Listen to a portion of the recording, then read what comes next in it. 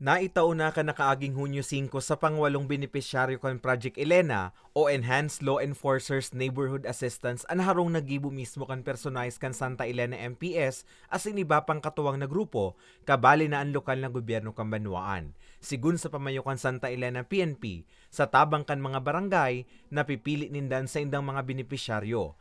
Enot na kwalifikasyon ang kawara ng ganin permanenteng masisirungan.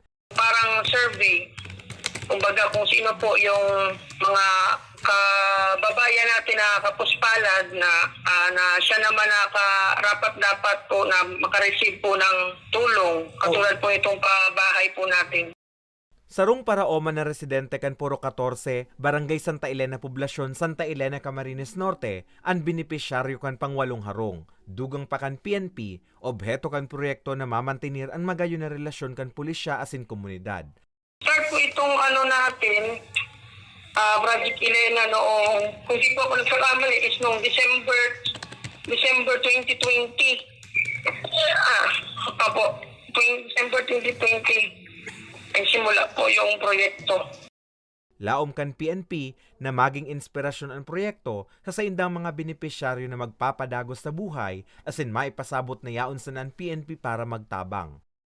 Hindi sila makakalimot po na kumbaga na laging humingi ng tulong sa Diyos, gabay sa Diyos. Huwag silang mawala ng pag-asa at hinihiling ko po na sana yung bahay po na pinaghirapan po natin na para sa kanila, sana po maging start ng kanilang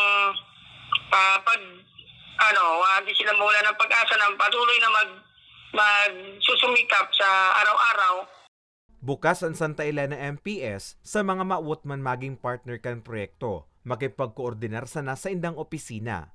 Para sa mga baretang Tatak Bicol, Carmelo Balya.